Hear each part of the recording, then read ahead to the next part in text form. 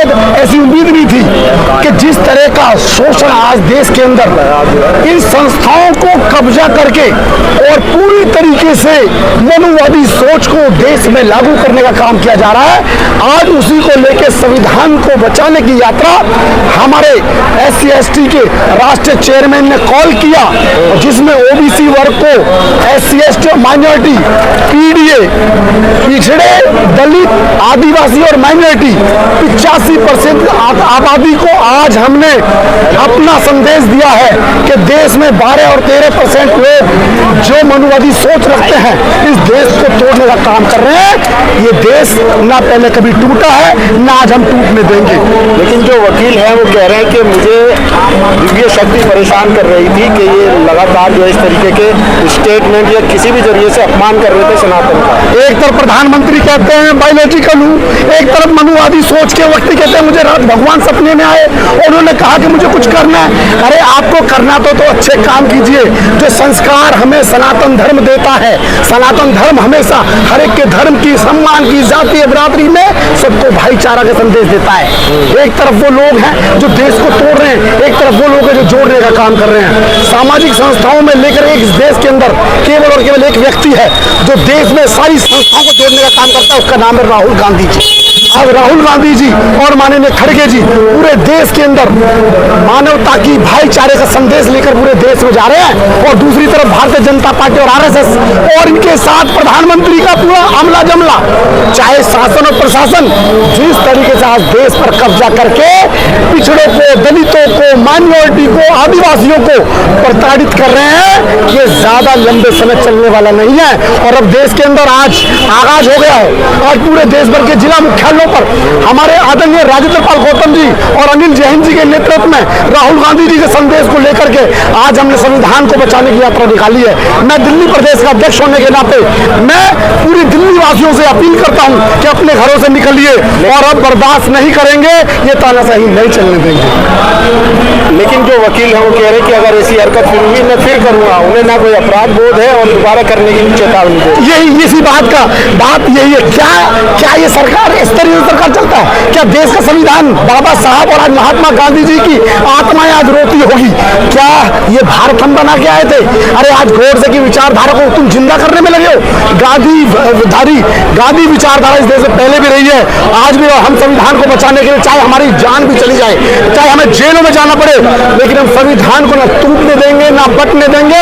और जो बांटने और काटने की राजनीति करने वाले लोग हैं इनको मोहब्बत से जीतने का काम करेंगे। हमारे नेता राहुल गांधी जी मोहब्बत का पैगाम फैलाते हैं, मोहब्बत की बात करते हैं, भाईचारे को, सब धर्मों को, सब जातियों को जोड़ने का काम करते हैं।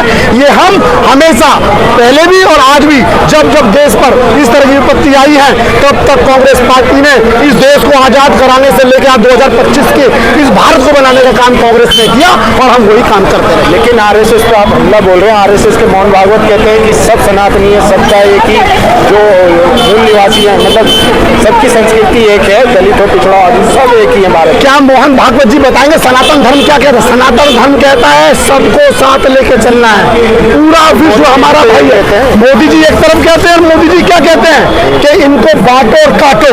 ये मोदी जी के जो अमला है, मोदी जी का मुखौटा कुछ और है और काम कुछ और है। पर्दे के पीछे क्या किया जाता है RSS? अभी देखिए रोहित वेमुला के साथ क्या हुआ।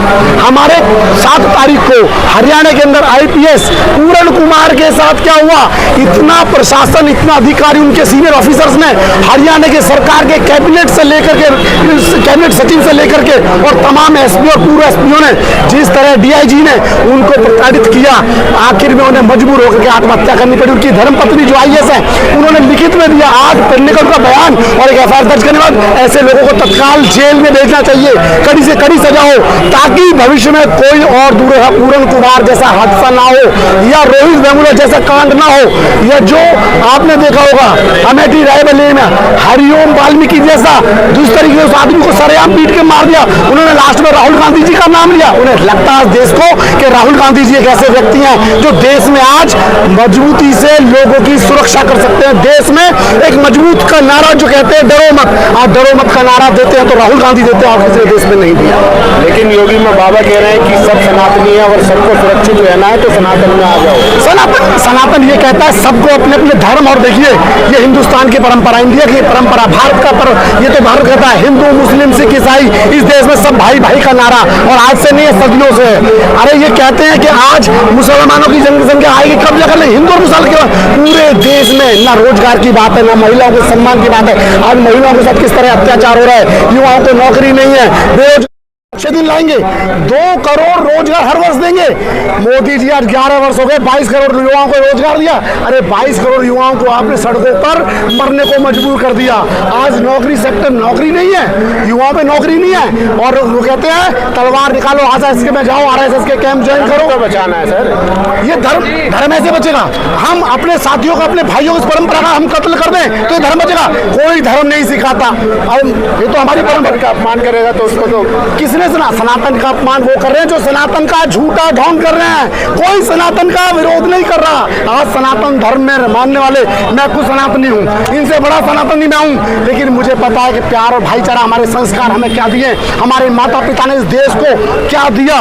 आज सुभाष चंद्र बोस जी की भी आत्मा रोती होंगी जिन्होंने कहा था तू मुझे खून दो मैं तुम्हें आजादी दूंगा। क्या यही आजादी देने के लिए आप देश में? तो मैं समझता हूँ मोदी जी, आरएसएस और भारतीय जनता पार्टी अगर थोड़ी सी भी आपके नैतिकता बची हुई है तो आप इस्तीफा दीजिए, नहीं तो आपके खिलाफ सड़कों पर ये आपके सामने शुरुआत हुई है। और ये मैं आज कहना चाहता हूं, अभी तो ये अंगड़ाई है, आगे और लड़ाई है। लेकिन प्रधानमंत्री को भी तो दुख होता है जब दलितों पर हमले होते हैं, वो भी रोते हैं, वो भी कहते हैं कि मेरे भाइयों को मत मारो। किस तरह के मगरमच्छ के आंसू प्रधानमंत्री जी बहाते हैं? प्रधानमंत्री जी को अगर दुख होता तो मणिपुर में हमारी बहनों के साथ किस तरह का प्रधानमंत्री का दुख मगरमच्छ के आंसू? 100% प्रधानमंत्री जी का मुखौटा कुछ और है, वो पर्दे के आगे कुछ और है, पर्दे के पीछे कुछ और है।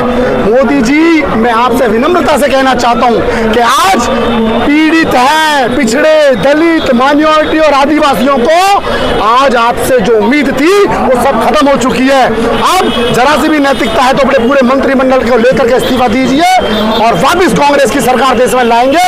अमन, शांति, भाईचारा हम स्थापित करने का। मोदी जी का इस्तीफा मांग रहे हैं? निश्चित रूप से मोदी जी को इस्तीफा दे रहे हैं। क्या कर दिया उन्होंने? मोदी जी ने आज जिस तरह का माहौल देश में बनाया उसके पीछे किसका हाथ है? सरकार मजबूत भी तो हुआ है। ये मजबूती है, ये मजबूत सारे आम आईपीएस अधिकारी जिसकी 19 बार उसने खुद डिपार्टमेंट को लिख के दिया, उसके बाद कोई सुनवाई नहीं, और आखिर में वो मोदी जी की मजबूत सरकार हरियाणा में, देश में, और आईपीएस अधिकारी अपनी कनपट्टी पे पिस्तौल रख के आत्महत्या करता है। क्या ये मोदी जी का संदेश है? तो साजिश करने के लिए एक बनाया जाता है कि क्या साजिश? जिन लोगों ने साजिश निश्चित रूप से जिन्होंने किया है, जो दलित और ओबीसी के नाम पे प्रधानमंत्री भी बन के आए थे, आज सबसे ज्यादा दुखी ओबीसी है, आज मुस्लिम भाई हैं, आज दलित हैं, उनका दुख इन्हें नहीं दिख रहा। इन्हें अपने 5 पूंजीपति लोगों को लेकर के इस देश को बेचने का काम कर रहे हैं। कहीं सेल को बेच दिया, कहीं भेल को बेच दिया, कहीं रेल को बेच दिया, कहीं लाल किला बेच दिया, कहीं ताजमहल बेच दिया। ऐसे लोगों ने इस देश को बर्बाद करने का काम किया। आज निश्चित रूप से आज कांग्रेस पार्टी ये संदेश देना चाहती है, आने वाले समय में निश्चित रूप से कांग्रेस जिसने इस देश को बनाया फिर वापस लाएंगे।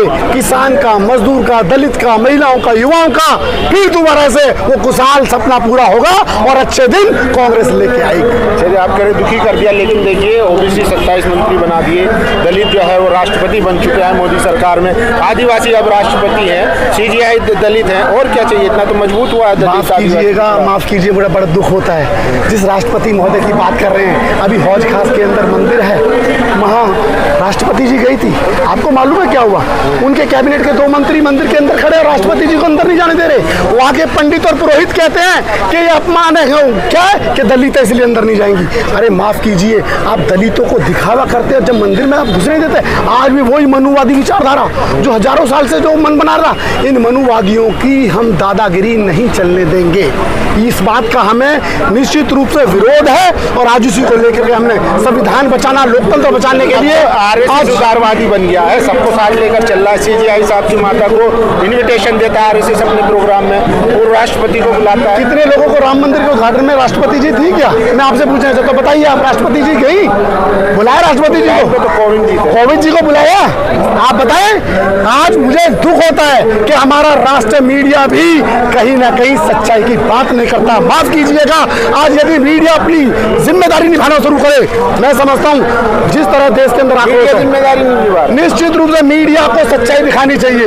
जो मीडिया है, जो मेरे आज बड़े बड़े एंकर जो टेलीविजन में काम करते थे, आज यूट्यूब चैनल चला रहे हैं, क्योंकि जो सच बोलेगा वो बाहर। ये कहते हैं तो जेल में और रेल में, ये कहते हैं काम हमारे हिसाब से करो तो रेल में बैठो, अभी तो नहीं करोगे तो जेल में बैठो।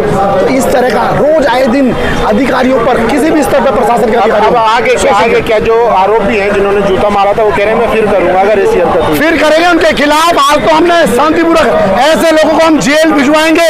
अगर शासन प्रशासन के बस की नहीं है तो फिर सामाजिक आंदोलन होगा ऐसे लोगों के खिलाफ। जेल तो बीजेपी के नेता छुड़ा लाते हैं। अजीत भारती जो कह रहे थे, जिन्होंने प्लानिंग बनाई थी, जो सीजीआई साहब का माथा दीवार में मारने की बात कर रहे थे, कार में घेरने की बात कर रहे थे, उनको छुड़ा के ले जाते। यही तो दुर्भाग्य। आज वकील इनके, कोर्ट इनकी, जज इनके, इन्होंने सबको इतना डरा दिया है।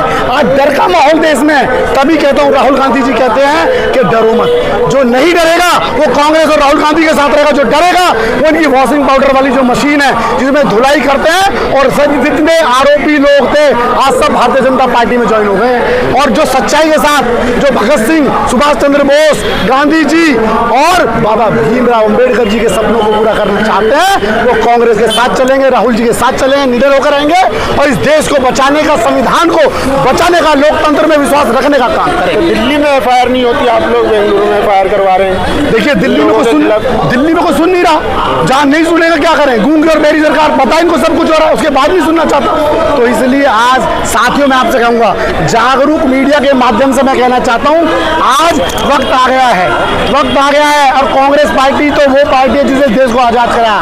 वक्त आ गया है, इसलिए वक्त के ऊपर एक बात कहना चाहता हूं, देखो वीर जवानों, अपने खून पे इल्जाम ना आए और माना कहे कि मेरे बेटे वक्त पड़ा तो काम। आज भारत माँ कह रही है कि मेरे बेटो आज वक्त आ गया है, खड़े हो। तो आज तमाम युवा, बुजुर्ग, महिलाएं और हमारे तमाम पिछड़े, दलित, आदिवासी और मुस्लिम भाई, 85% आबादी आज उद्घोष कर दिया इस देश में। हम इनके अन्याय जो कर रहे हैं, जुल्म के खिलाफ हम खड़े होंगे और इसी तरह राहुल गांधी के साथ, कांग्रेस के साथ नारा बुलंद करने का। शुक्रिया हमसे बात करने के लिए।